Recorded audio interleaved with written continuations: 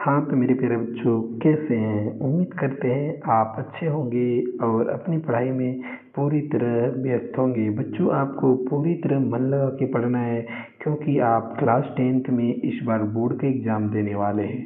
यदि आप पढ़ाई में थोड़ा सा भी ध्यान भटकाएंगे तो आपका रिजल्ट खराब हो सकता है। बच्चों, आपको पूरी तरह ध्यान लगाना है।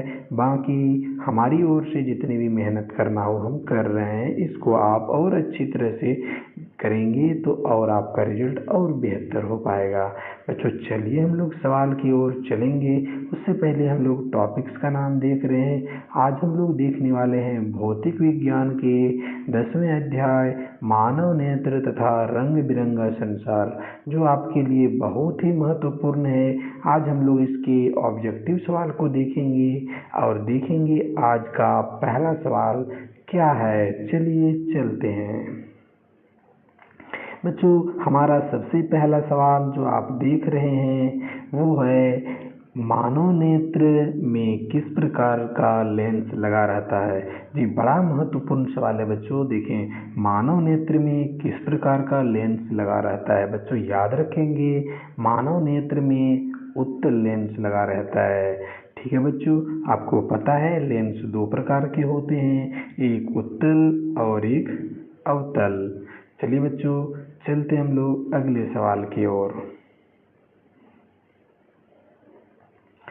देखिए, आँख की रंगीन भाग को क्या कहते हैं। बच्चों, सवाल नंबर 2 हमसे पूछ रहा है कि आँख के रंगीन भाग को क्या कहते हैं। बच्चों याद रखेंगे, आँख के रंगीन भाग को आइरिस कहते हैं।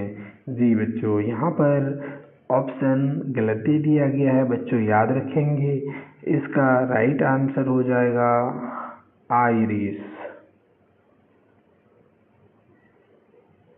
बच्चों, आँख के रंगीन भाग को आइरिस कहते हैं। यहाँ पर कोई नहीं दिया हुआ है इसमें, तो हम इसमें कोई नहीं के साथ चलेंगे।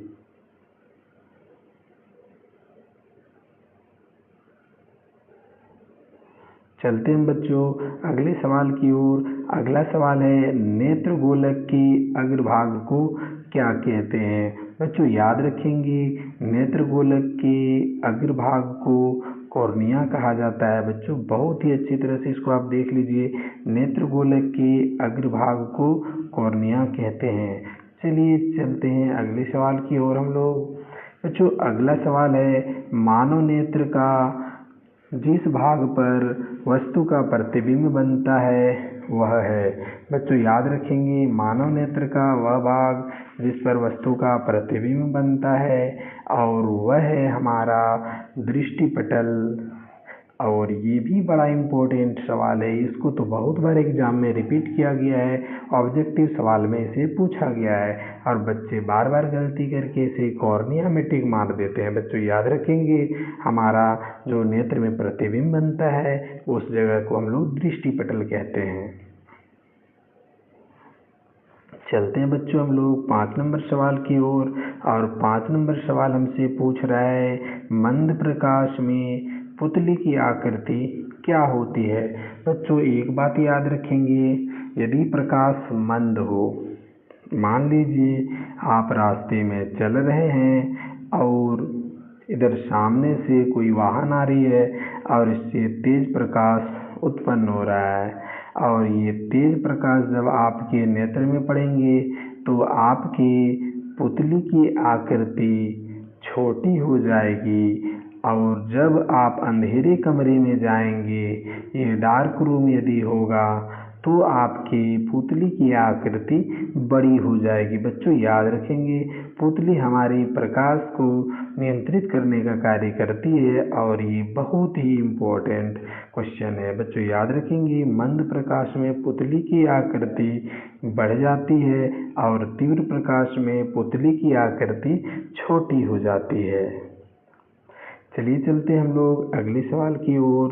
बच्चों अगला सवाल है, सामान्य दृष्टि के वयस्क के लिए सुस्पष्ट की अल्पतम दूरी होती है लगभग। बच्चों याद रखेंगे, सुस्पष्ट की अल्पतम दूरी 25 सेंटीमीटर। बच्चों आप पढ़ने वाले बच्चे हैं, आपको मैं एक बात बता देना चाहता हूँ, जब भी आप मोबाइल का प्रयोग करें कम से कम इसे आप 25 सेंटीमीटर अपने नेत्र से दूरी पे रख के करें।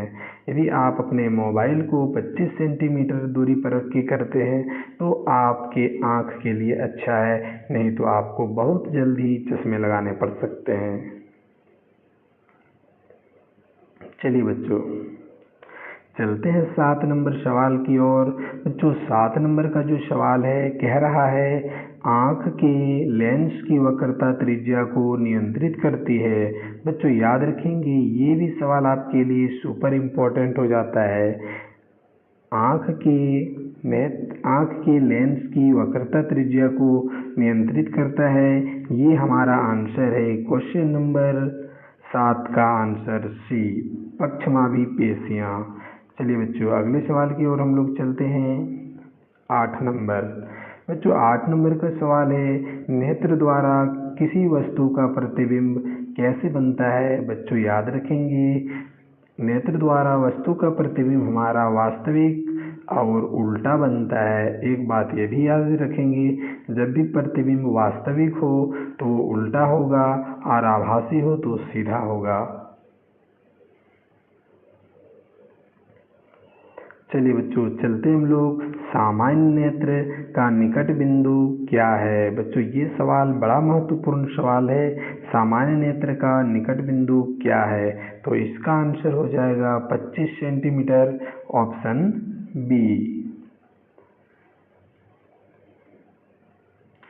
और हम देख रहे हैं अगला सवाल है मानव नेत्र में प्रवेश करने वाले प्रकाश की मात्रा को कौन नियंत्रित करता है। बच्चों याद रखेंगे हमारे नेत्र में प्रवेश करने वाली प्रकाश की मात्रा को नियंत्रित पुतली करती है और ये पुतली हमारी प्रकाश को ज़रूरत पड़ने पर कंट्रोल करके कम हमारी आंखों में भेजती है और जहाँ ज़रूरत होती है वहाँ पे ज़्यादा भेजती है। इसीलिए प्रकाश की मात्रा को नियंत्रित करने वाले भाग का नाम है पुतली। बड़ा इम्पोर्टेंट चीज़ है, इसको याद रखेंगे। बच्चों इस वीडियो में आपने सुपर 10 इम्पोर्टेंट क्वेश्चन को देखा है, लेकिन इस टॉपिक्स में हम लोग कंप्लीट 50 सुपर इम्पोर्टेंट क्वेश्चन को देखेंगे जो आपके एग्ज़ाम के लिए बड़ा ही महत्वपूर्ण है। बच्चों याद रखेंगे इसके बाद जो आने वाली वीडियो है उसको आप ज़रूर देखें ताकि आपके एग्ज़ाम की तैयारी और अच्छी तरह से हो पाए।